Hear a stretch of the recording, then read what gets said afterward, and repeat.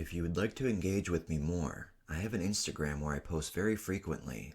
I will most likely respond to your messages as well. It just might take a bit of time, especially if I'm working at my job. I know social media apps are stupid, but it does help my content grow, so I feel like it is the perfect opportunity, but I won't get a TikTok. Thank you. I love you all so much. Welcome to the world of Tales from the Trip.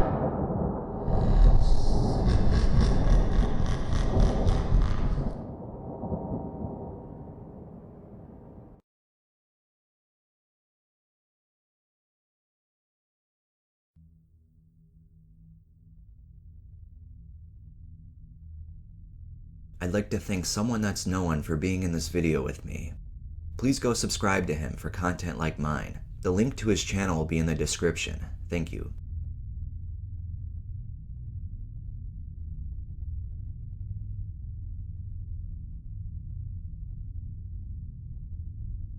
I have been a marijuana smoker for over 34 years and was attracted by the idea of being able to buy a legal alternative to weed. I have this thing about jails and institutions. The first time I tried any of the synthetic weed products, I was sorely disappointed in the high. I did get a buzz, but not one with any intensity. Similar, but not as good as a real weed buzz.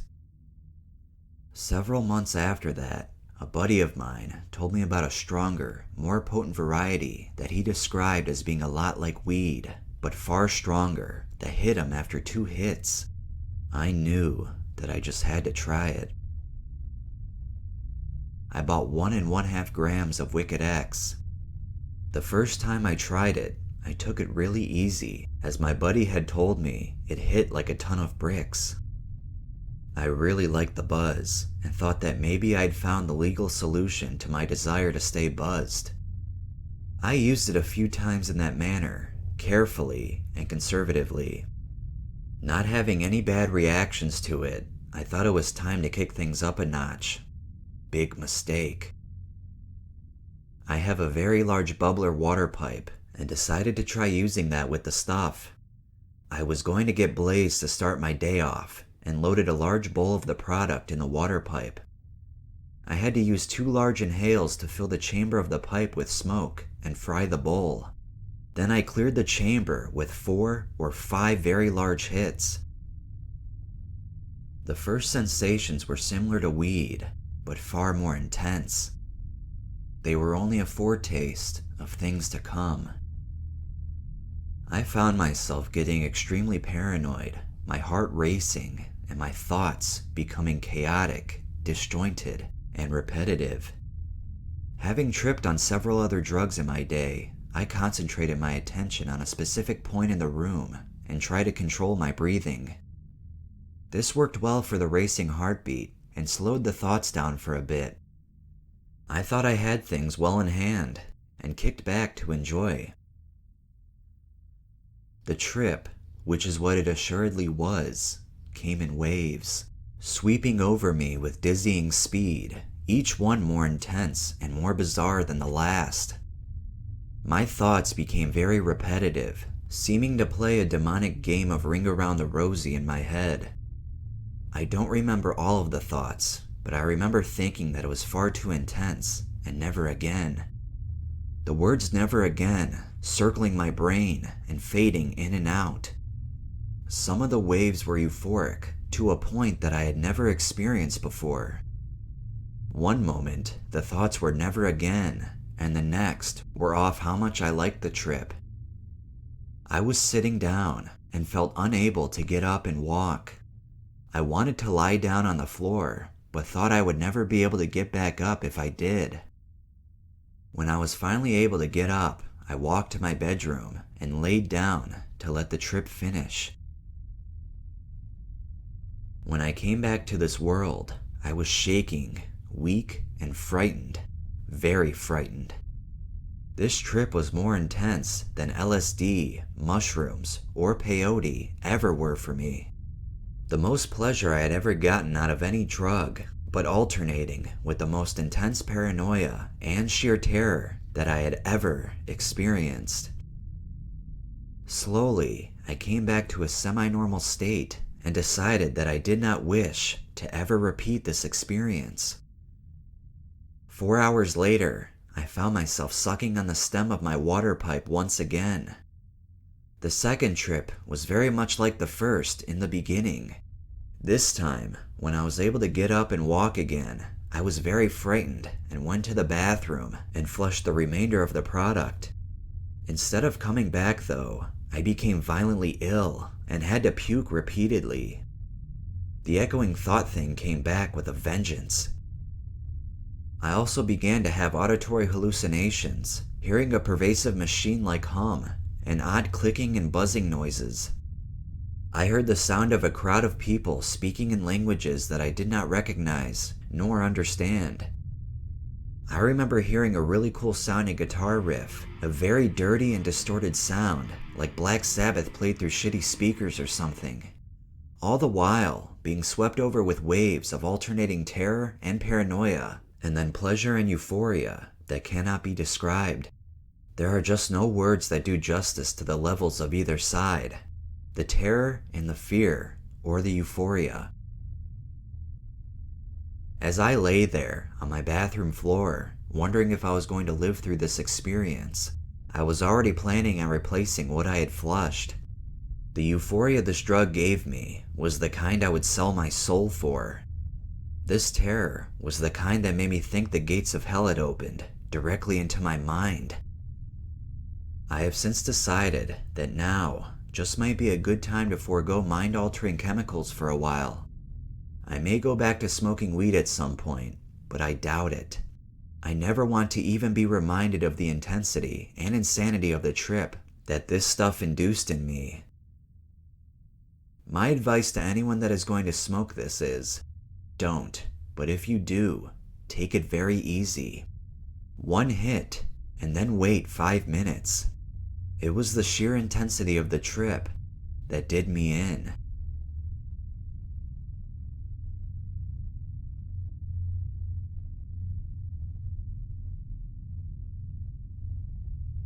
Life and Death, Delirium and Vomit. I had gone down to a head shop close by my house, interested in buying 20x salvia, for I wanted to try it now instead of later, because the next week I would be put onto a new medication, Accutane, and I had no idea the effects of mixing the two. I entered the shop and asked for it, being asked for my ID in return. Thus I exited the shop with $30 Blonde K2 in hand, hoping to simply later get high and go for a walk. I waited till my parents were in bed, and then I soaked outside with my bong and a full bowl of the K2. I sat down on my patio and lit up. A first hit. Not much occurred right away, but then very quickly I began to feel light. A second hit. I could feel the high. Now this was my mistake. I don't know what possessed me, but I took a third hit.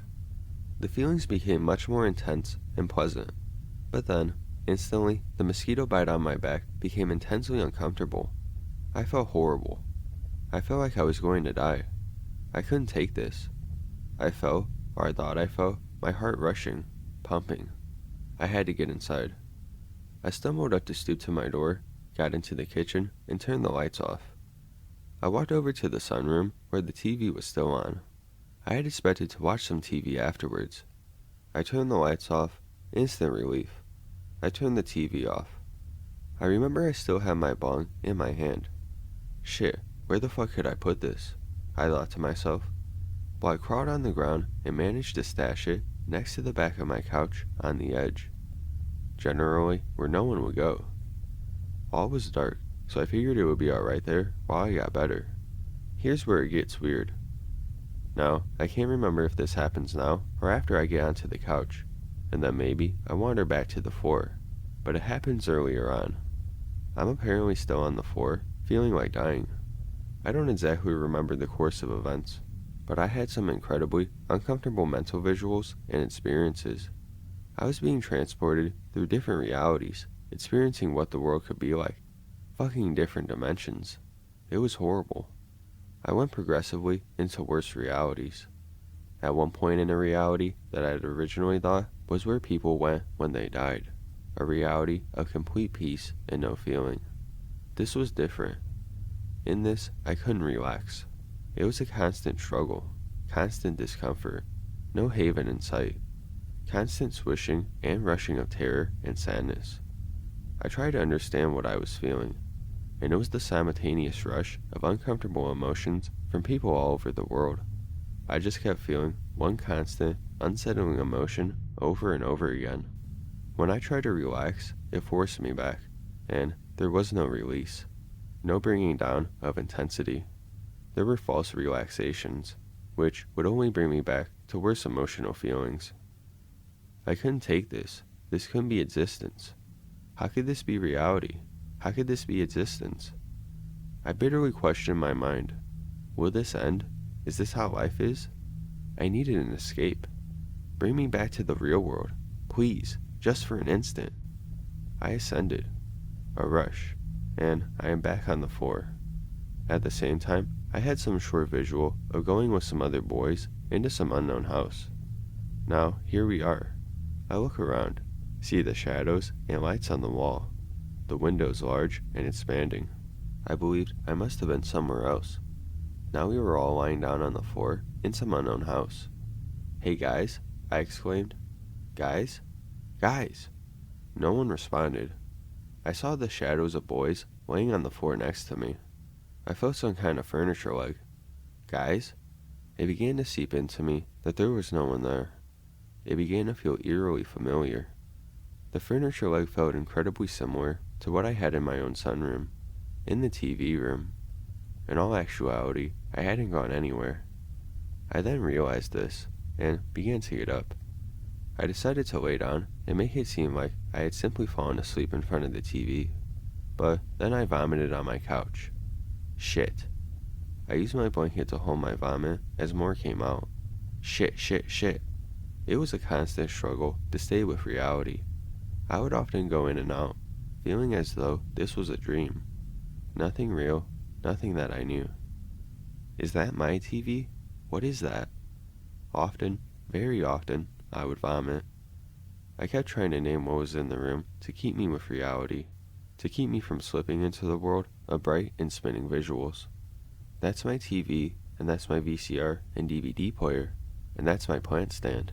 There's that plant on it from my old house, and a fern I got from my 3rd grade art teacher. She named him Elvis. Repeatedly I would do this, and I would keep slipping. At one point, it seemed like someone was judging me, and the quality of my descriptions of real-world things would keep me in this world. More vomiting. I had another hallucination. I thought I was maybe in the hospital or something. Regardless, there were people there. I was somewhere else, laying down. I was conversing, hearing them, but I can't remember about what. Then I had a lapse of sanity. Oh wait, I'm here. There's no one there. And I was back in my room. The visuals seemed like brightly colored pixels and molecules, spinning around and flashing. At one point, the room spun out of control. I couldn't take it. Stop this. Stop now. I always had the ability to talk to the real world, and I always had the ability to move. More vomiting. I quickly realized that my hands were always there. They could always take me back. And my feet. I always had 10 fingers and 2 feet. They kept me grounded. I would stare at my hands as they synchronized, made different shapes, and moved their fingers. Here are my hands. They have 10 fingers total, and they have 5 separate. They appear perfect, almost cartoonish or some sort of CGI creation. My hands and feet were the only reminder that I still existed in space, and I was there. I slid my glasses onto the floor so as not to get them dirty. Vomiting kept me in reality as well. Those powerful surges that I can now more easily control by clenching my fist. As it left me, that's when I felt most real, the most alive. It's all difficult to remember, but I do know that now I heard footsteps and creaks from above me. My parents' room is just above and to the front of where I was sitting, and this is where the noise was coming from. I couldn't let them find me here in this space, not like this. There was too much vomit. There was a pool between my knees in the blanket. After some waiting, lights began to flip on, and my mom came into the sunroom. She asked me what was going on. I said I felt sick. Yeah, me too, she said. Not like this, I thought. She watched and stood there as I vomited. It seemed like time was frozen. She wouldn't move. She asked what I thought it could be. Food poisoning? No, I don't think so, Mom. I vomited again, and it refused to hold back. Nothing much came out, but it hurt. She decided to bring me upstairs. It was difficult to walk, and so I held on to her as we journeyed out the room. Tight spaces were like canyons, and the steps were like a mountain. I made it to my room and fell onto the bed. She gave me a bowl to barf in and a towel. My shirt was already off from when I took it off downstairs when my mom found me. Soon, I threw up into the bowl. I don't know how long I was there, but my face wouldn't leave the bowl. It just stayed in there. I threw up some more. My mom eventually took the bowl and washed it out. I laid there, my desk lamp on. My mom had turned my computer off. I just laid there, an ice pack on my head. My mom must have given it to me. I pushed it onto the floor later on. Some hours later, I went downstairs to try to get my bong, but my mom was on her laptop in the sunroom. I told her I'm better now. She asked how I was and told me it would be better if I went back to bed. So I did. I had a tremendous headache. I went back to bed, and then some hours later, I saw that the hallways were dark. I went down to finally reclaim my bong. It was still behind the couch. Had my mom seen it? I wasn't sure. I brought it upstairs, put it into my closet. Then I went to bed. No dreams. What can I say about this? It was the worst experience of my life. Never again will I attempt that many bong hits from K2. I honestly felt like I was going to die that night. I had always wanted to test the possibilities of my body's psyche to see where it could bring me, to see if I could experience another world. I experienced another world. This is not at all what I ever could have wanted. I was brought to different realities, places that fucked up my complete view of the world. A disconnection filled with feelings that can never be felt in the real world. A total disorientation and confusion, and the vomiting, and the spinning. I couldn't escape. The whole experience lasted several hours. I may have cried for brief moments of time. It was horror. My friend had previously told me that when he smoked too much of this stuff, it fucked with his mind. Well, my mind was surely fucked. It was ravaged and raped, torn out and spewed all over my blanket. I am relieved to now be back in reality, and be alive. This world is much better than what I had previously experienced. Always I knew deep down, the real world was the one with furniture. I always knew to come back here, and that's why now I deeply hold on to it. What changed me was the transportation into other realities and the clash between them, and the visceral feelings of vomiting and touch. I learned that what keeps us grounded are those inner bodily feelings within the chest, and letting go means going away. That if I'm not prepared for something, I gotta suffer and learn. I only learn when I go down the hard path. I am by no means denouncing K2. I've used it countless times now since my horror show. I find it a very stimulating product that is many more times potent than weed. I can do many hits of weed from my bong without any feelings of death. It produces no feelings of relaxation for the most part. It's mainly a means to get high. My friend tried 2 hits from my bong even after I told him about my experience. He overdosed, but to a much lesser degree. His heart was beating out of control and was very uncomfortable for some time.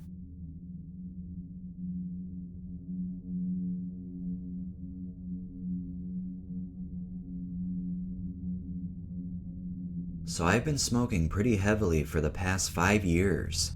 I like to consider myself a functional stoner. Yeah, I get high, but I'm pretty responsible and get all of my shit done. I just recently graduated college and was just taking a year off, working while applying to grad school. So I went out one night with a coworker to see a movie and go to some hookah lounge to chill. She had never tried weed before, so I offered to let her try some, and she said sure. I had a small one-hitter and a packet of some herbal spice blend that imitates cannabis. I would have gotten the real thing, but I didn't know the area well at all. So we both take a few hits before going to the movie. She said she didn't feel anything after hitting it a couple times. We went to go buy her tickets. We used one of those electronic ticket dispensers. I let her pick the movie, and she picked Love and Other Drugs. I went ahead and got my ticket and waited for her to get hers. She told me she didn't feel anything from the smoke, but she was acting funny on the ticket machine. It was a touchscreen, and she kept moving her finger around, watching the arrow follow. She did this for about 3 minutes. She wasn't really sure which buttons to press, so I went ahead and did it for her. When it came to swipe her credit card, it wouldn't work. There must have been something wrong with the card or something. So I offered to buy the tickets if she gets the hookah later.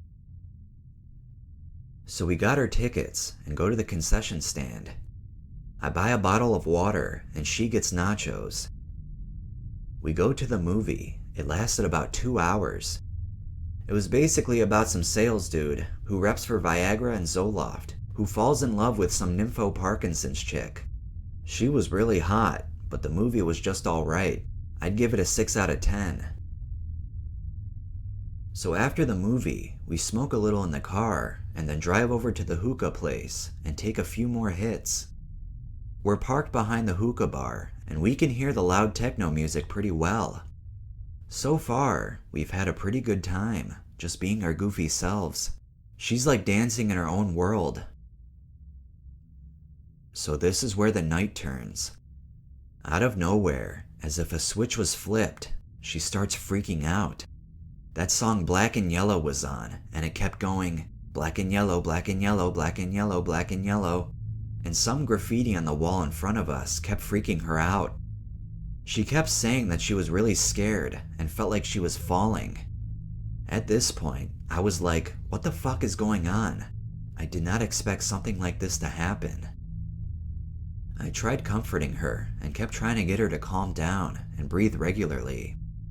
At this point, she basically curled up into a ball and kept talking about how scared of her parents she was. Then soon after, she totally lost me when she started speaking her native language, Arabic. I'm trying to calm her down in English, and she's freaking out and praising Allah in Arabic. What the fuck am I even supposed to do here? So by now, I've decided it's probably not the best to take her inside to the hookah lounge because she's too fucked up. She's not even being herself at this point. Her entire demeanor and tone of voice has changed. It's like she was possessed or something. I can't even put it into words. She stepped outside of the car and started walking away. She got to the grass and started lying on the ground, praying to Allah. There are people walking by, asking us if everything is alright. I'm just like, yeah, everything's cool. She finally gets up and talks to me for a bit. She says she's not feeling well and that she wants to go home. I said I'd gladly take her back, but she's gonna have to get a hold of herself and cooperate with me on the drive back. So I finally get her into the car, and she immediately passed out in the passenger seat. While driving, I forget to make a turn and end up in a really crowded downtown area where everyone is partying and the traffic is jammed up and I'm going like 5 miles an hour. I finally get out of the traffic, and the moment I get on the highway, she starts to vomit. I seriously just got this new car yesterday. Luckily, I had a plastic bag up front, and she threw up directly into that instead of all over my interior. I stopped at the next exit and threw the vomit bag away and cleaned her up a bit. After that, we got back on the highway, and I took her back to the parking lot where her car was. I knew I couldn't just leave her to drive, so I just sat in my car with her and waited until she woke up or started to feel better. I must have waited about 45 minutes in my car with her until she finally felt the need to vomit again. I managed to open her side of the car door, and she vomited outside of it. I stepped outside and held her hair as she did this. This is all happening with another car full of passengers right next to us watching this all unfold. They ask if she's alright, and I said she'll be fine. She just needs to vomit it up. Oh, alright, just take care of her and take her home. And I said, trust me, I'm already on it. So now, she feels like going for a walk, and she asked me to walk with her. We walk around the parking lot for a while, then to her car. She has been totally unresponsive to anything I've been saying since her initial freakout. She lies down on the back seat, and I sit up front, just chillin' till it feels better. I must have sat there like another 30 minutes until she finally said she felt good enough to go home. So I took her in my car and drove her home. We were like 50 feet away from her house when she had the urge to vomit again. So I opened the door, again, in the nick of time, and waited for her to be done. Finally, I dropped her off at home and told her to get a good night's rest and that she'll feel back to normal tomorrow morning. After all of that, the night was finally over. Out of all the smoke sessions I've ever had in my life, this was probably the worst. I've never seen anyone freak out like she did. The entire time, I felt like God was testing me to see how I would respond to such an unexpected situation. No matter how bad she got, I always managed to keep my head above the water and take care of her the best way possible while keeping my brand new car from getting damaged. I've had some bad trips before too, but this was like straight out of a movie. I couldn't believe how badly she freaked out. I do take some responsibility for this, regardless if she kept wanting to try more. I should have realized that it was a lot for a person of her size. She didn't feel anything at all, then randomly, she felt it all at once, and it overwhelmed her. I've learned my lesson, but this is gonna be kind of funny when I look back on this.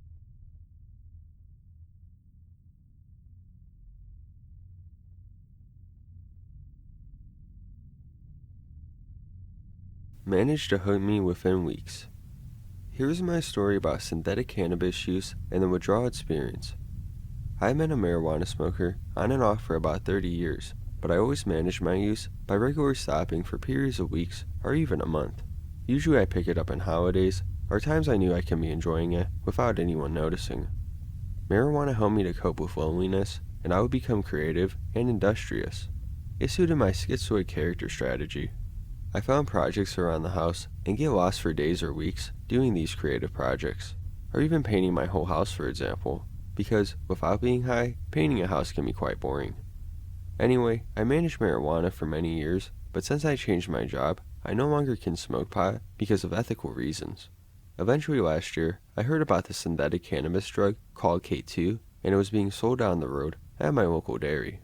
So one afternoon, on yet another holiday, I thought to check it out, and I got myself a 2-gram pack. Well, it was legal, so I thought I finally found something to get around the problem of drug testing. Oh my god, the high I got from that was just fantastic. The first 2 grams lasted me nearly a week. Just now and then, a toke from my pipe, and I was away. Obviously over the following weeks, my usage increased. I continued to smoke this stuff over a period of 3 months without any major problems. However, I did get some rashes on my underarms and legs. I didn't think much of it, and I continued puffing away for another few weeks. The rash continued, and I continued to manage them with creams and other natural remedies. By now, I've been smoking this stuff for about 4 months, and my health has started to decline as well as my personality.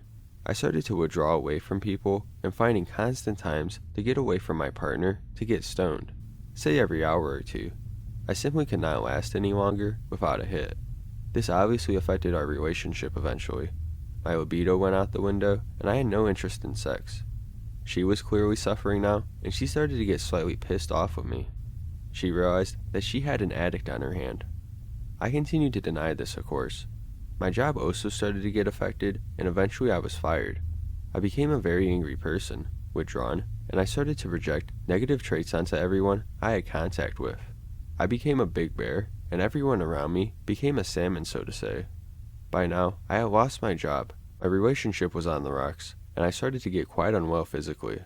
It got to a stage where I could not sleep anymore at night, and I had to get up early in the mornings to get stoned and watch a movie. Then I would go back to sleep and get up in the morning at 8 a.m. just to get stoned first thing. After 5 months of use, I was getting stoned all day and night long, at least 18 hours a day. I consumed on average 2.5 grams every day, and my usage was still rising. By then, I spent about $200 every week. Eventually, my immune system started to collapse, and these rashes started to get extreme. From all the scratching, I infected my skin further, and I started to get a yeast infection that took over my whole body. This was the first sign that my body could no longer cope with the chemicals I was putting into myself every day. Eventually, I noticed that my right leg lost coordination. It felt as if it was not keeping up with the walking anymore. Also, I noticed that I felt that I stood taller and almost kind of floating rather than walking. Clearly, I had some difficulties with my basic functions, so I panicked and I realized that I might have done some damage to my brain or something. Anyway, that evening, I was invited to a party and I went along reluctantly. I rather would have stayed home to get stoned. How long would I last without it, I wondered. I fell asleep on the table and I slurred my words, avoiding engaging with anyone. Eventually, I was asked if I wanted to have a lie down, which I did. I slept for over 2 hours and the party was over. This was quite embarrassing for me, and after that day, I realized that I had a problem. I became aware that I could no longer function without K2. I actually had to use this stuff just to manage the side effects or to get any sleep. I started to lose weight and I didn't feel hungry. I looked old. I was angry all the time unless I had a smoke. So there was only one way. I had to stop cold turkey. I was lucky that I had the time to do this because I wasn't working and I had funds, my credit card, to finance it. The first few weeks were horrendous. I could not sleep, woke up in sweats if I managed to get an hour's sleep or two, and I was basically walking around the house like a zombie. I eat very little, mostly soup. That was the only good thing I could keep down. I looked quite skinny and my tummy was almost gone. I used to fast a lot a few years ago, and only 30 days of fasting would get me down to the weight I had now. I guess that was the only positive thing. I felt lethargic.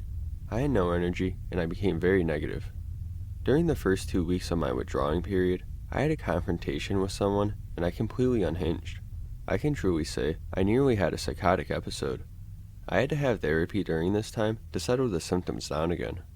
During this slight psychotic episode, I had a huge transformational reaction to another person that completely caused me to nearly lose the plot. I can only say that my therapist was working hard for her money during this time, and in hindsight, I can clearly link this to my use and withdrawing of the synthetic cannabis. After about 4 weeks of stopping, I started to feel better. My appetite came back, I had less headaches, and I slept right through the night again. However, now and then, I still woke up at 4 a.m. in the morning. I also used kava during that period. It reduced my anxiety and paranoia. This was the only thing that I used during my withdrawal time. 6 weeks after getting off K2, I felt much better. The rashes disappeared thanks to the use of oil of oregano, the only thing that helped me to get these rashes under control. I still had slight headaches and low energy, but I can say 6 weeks after I started to withdraw, the negative side effects had gone. This experience was extremely unpleasant for me. It was my first real addiction, and this K2 managed to hook me within weeks, something what marijuana couldn't do in 30 years. I guess I had a crash course in addiction, and I finally was also able to look at my cannabis use as well.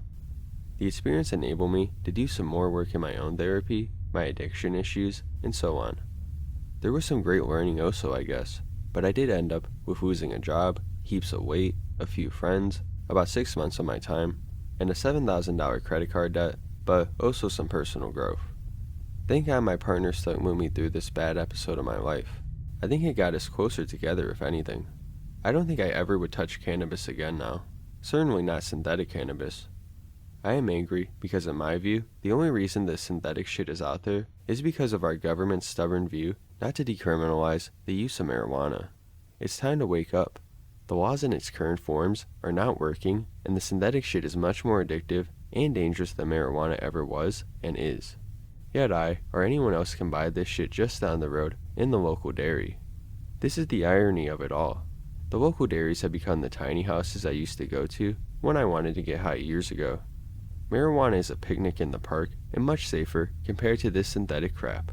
End of story.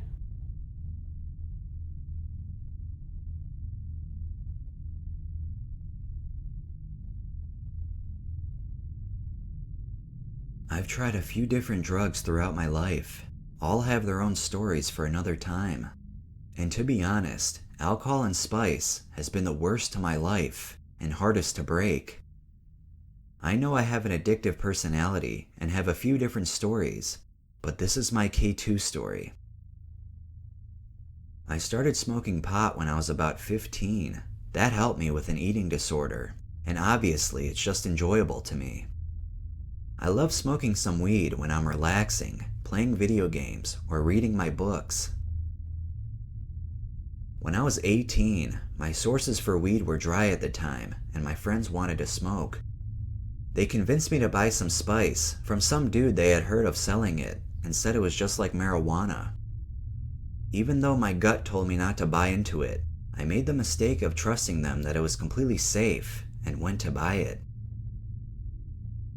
We sat in a little space up in an attic and loaded it into my pipe. I took one huge hit, passed it, and started laughing. No idea why somebody made a funny joke which made the other two laugh. The pipe came back in my hand, and I took another huge hit. Black. I was nothing. I still was, but I was nothing and didn't have any knowledge of who, what, where, when, why, or how, or anything whatsoever. It was just dark nothingness. It felt like a lifetime of just pure black abyss. I was oddly content, but something wasn't right, and I knew I wasn't supposed to be there, but I didn't know anything at all. This is so hard to explain, so sorry if you don't understand. Hell, I don't even understand it. All of a sudden, what reminded me of picture stills started flashing, and it was like I was pulled through one and back into my life. My life started flashing back to me in a manner like, oh yeah, that's who I am, and I'm a human, blah blah blah, and that's my name, and I do that. It was the creepiest shit. I opened my eyes to find my friend freaking the fuck out, but they were still laughing. He said, "You were out cold and not breathing for a while. What the fuck? Don't fuck with us like that." I assured him I was not fucking with him, and told them that shit is not like marijuana, and nobody should be smoking that shit. And then I grabbed it and ran. I had to go down a ladder. I remember feeling as if I was in a Super Mario-like world. I went in my room, and I was completely shocked that I could take my shoes off.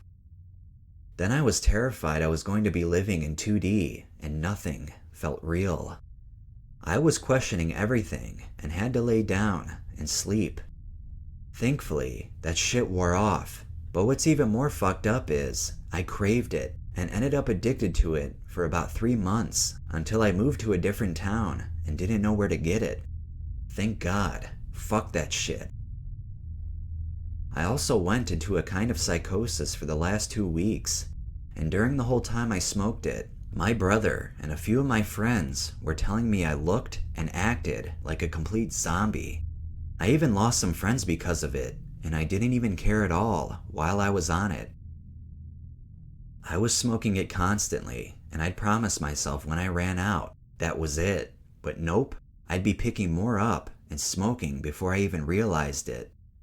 Also, I got mild migraines after smoking K2, and still get them to this day. I am 25 now. I've always felt a bit slower after smoking it, and it changed my perception of life forever. When I started smoking weed again, I quit smoking weed for a year after smoking spice. I would get panic attacks from remembering the effects of spice, and I'd hyperventilate.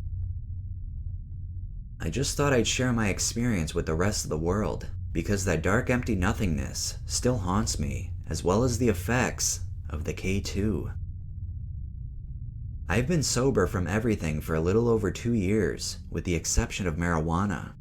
That's just the only drug that's never harmed my life, nor my mind. I love marijuana again, even though it took a whole year of getting used to, and finally stopped getting panic attacks. Spice equals shit. I don't care what anyone says. It is evil. Just smoke the real plant.